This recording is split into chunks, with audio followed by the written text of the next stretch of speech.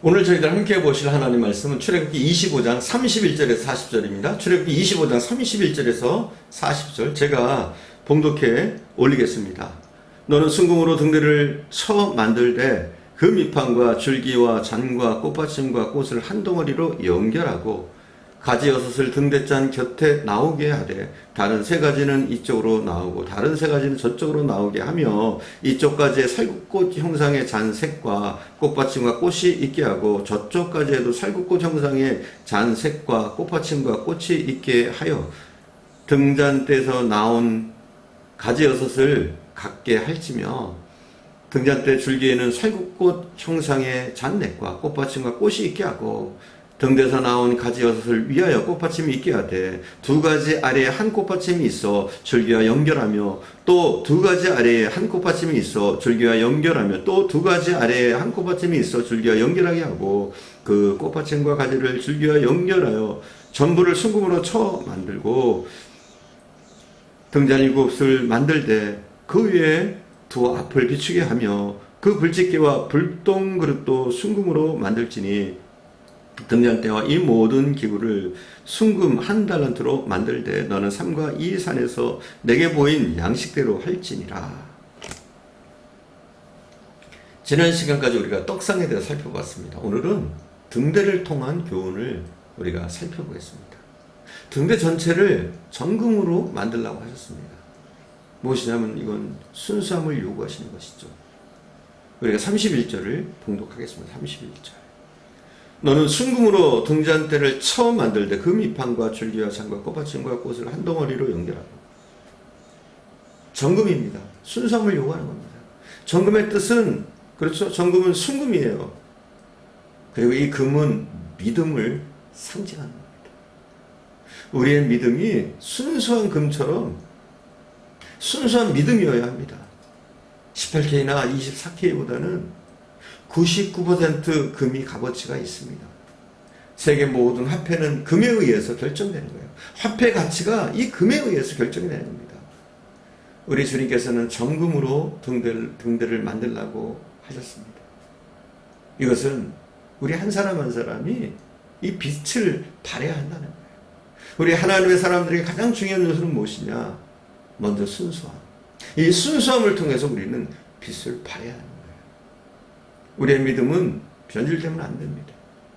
하나님을 절대 신뢰하는 순수한 믿음이 우리에게 필요합니다. 여러분, 순수한 믿음이 뭐예요? 무식하고 단순한 믿음이 아닙니다. 맹목적으로 따르는 그런 맹신이 아니란 말이에요. 순수하면서도 굉장히 단순한 믿음을 말하는 겁니다. 사실은 이 순수하고 단순한 믿음이 성숙한 신앙의 모습입니다. 학교 다닐 때 보면 단순하고 우직해 보이는 학생들이 공부를 잘합니다.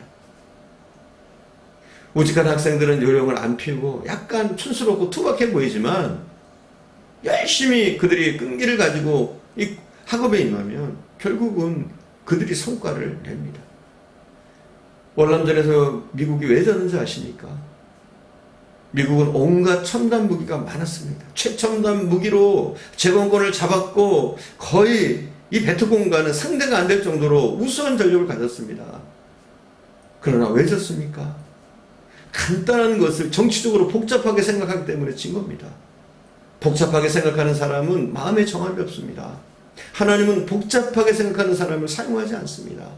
소위 우리는 문화인 지성인이다 하면서 모든 것을 다 복잡하게 생각하고 어렵게 생각하려고 합니다. 그러나 단순하게 믿음으로 단순하게 생각을 정리한 사람, 오직 믿음의 길을 가기를 원하는 사람, 이런 사람을 통해서 하나님 역사하시는 줄 믿습니다. 진짜 신앙이란 복잡한 것을 단순하게 보는 그런 신앙의 모습입니다. 예수님은 단순하고도 순수한 사람들을 불러서 제자를 삼으셨습니다. 당시의 지식인인 서기관이나 또 바리새인이 아니라 또 경제 전문가들이 아니라 사두개인이 아니라 종교인들이 아니라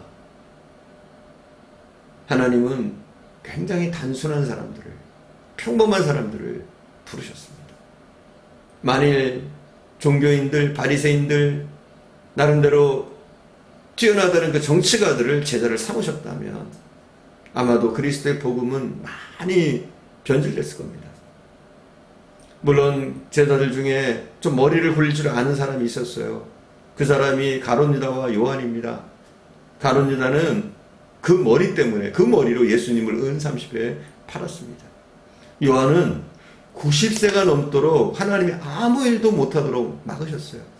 그리고 그를 단순하고 순수하게 만드신 후에 엄청난 말세의 종말론적인 계시를 보여주셨습니다. 중병 환자들은 자기 병에 대해서 너무나 잘 알아서 죽습니다.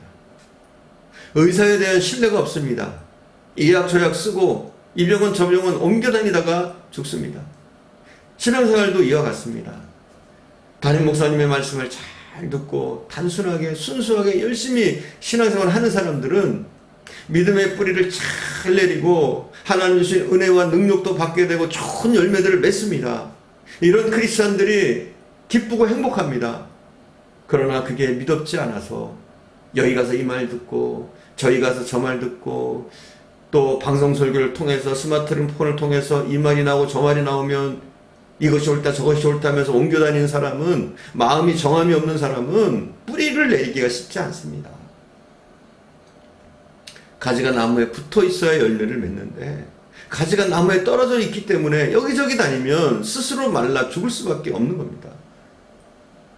뭔가 많이 배운 것 같은데, 많이 해본 것 같은데 아무것도 모릅니다. 뭔가 능력이 있는 것 같은데 막상 일이 닥치면 속수무책입니다. 여러분, 한 우물을 파시기 바랍니다. 이 교회 저 교회 여기저기 기웃거리지 마십시오.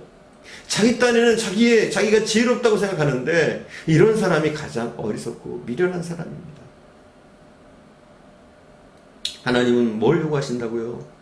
단순하고 순수함을 요구하신단 말이에요.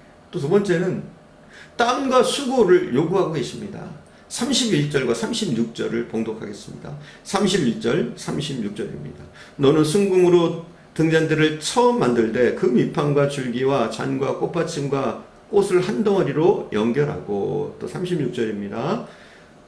등잔대에서 나온 가지옷을 위하여 꽃받침이 있게 하되 두 가지 아래 한 꽃받침이 있어 줄기와 연하며 또 두 가지 아래 한 꽃받침이 있어 줄기와 연결하며 또 두 가지 아래 한 꽃받침이 있어 줄기와 연결하게 하고.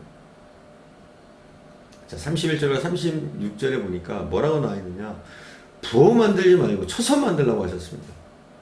부어 만든다는 게 뭐예요? 틀을 만드는 거죠. 틀을 만들어서 붓는 겁니다. 금형을 만드는 거죠. 요즘 말로 하면. 거기에 금이든 은이든 납이든 부으면 모양이 똑같이 빨리 만들어낼 수가 있습니다. 그러나 등잔대를 만들 때, 등자를 만들 때는 그렇게 쉽게 만드는 것이 아닙니다. 손으로 직접 쳐서 하나하나 세공을 해서 만드는 겁니다. 쳐서 만들려고 하는 것은 수고를 요구하시는 겁니다. 우리가 하나님의 일을 할 때 쉽게 형틀에 부어가지고 만들어내듯이 그런 식으로 쉬운 방법만을 택하지는 말라는 겁니다. 주님의 일에 봉사할 때도 마찬가지죠. 쉬운 방법만 택하는 것이 아니에요. 거룩한 일에 우리는 쓰임받게 해서 때로는 우리의 정성이 필요하고 우리의 노력이 들어가야 합니다. 우리의 노력과 정성이 들어간다고 하는 것은 그 얘기는 힘이 들다는 얘기입니다. 그러니까 힘을 들여야 된다는 거예요. 때로는 힘을 들여서 등잔대를 만들어내는 겁니다. 사랑하는 여러분, 고난의 법칙을 한번 생각해 보십시오. 고난을 이 헬라어로 보니까 마테마라고 하는데, 이 고난은 고난의 뜻만 담겨있는 게 아니라 유익이라는 뜻을 가지고 있습니다. 그래서 바울 사도가 이런 고백을 하죠. 고난받는 것이 내게 유익이다. 아마 바울은 이 고난이라는 단어의 깊은 뜻을 이미 알고 있었던 사람이에요. 베드로는 5장 10절에 보면 너희를 부르사 자기의 영원한 영광에 들어가게 하신 이가 잠깐 고난을 받는 너희를 친히 온전케 하시며 굳게 하시며 털을 강하게 하심이라, 이렇게 말씀하고 있고, 욥기서 23장 10절에 보니까 우리가 잘 아는 말씀이죠. 그가 나를 단련하신 후에 내가 정금같이 나오리다. 할렐루야. 단련하신 후에 정금같이 나온다고 했어요. 정금같이 되기 원한다면 단련받는 일을 피해서는 안 되는 겁니다. 주님 앞에 정금으로 등대같이 쓰임받으려면 때로는 단련을 받아야 하고 때로는 어렵지만 그 일을 기꺼이 기뻐하면서 해낼 수가 있어야 하는 겁니다. 유명한 신학자 아도 핑크라는 분이 있어요. 이분은 이런 얘기를 했습니다. 우리가 이 고난이라고 하는 승리의 언어를 우리의 것으로 삼자 이렇게 요청합니다. 고난은 실패의 언어가 아니라는 거예요.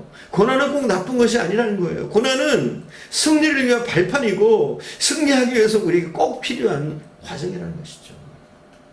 사랑하는 여러분, 때로는 주의를 하면서 우리의 땀과 노력이 들어가고 힘들 때도 있습니다. 그러나 우리는 기쁘게 이러한 일들을, 이러한 어려움들도 감당해낼 수 있기를 바랍니다. 정금을 만들기 위해서 정금을 하나하나 쳐서 만드는 그런 수고들, 때로는 우리도 감당할 수 있기를 간절히 축원드립니다. 기도하겠습니다.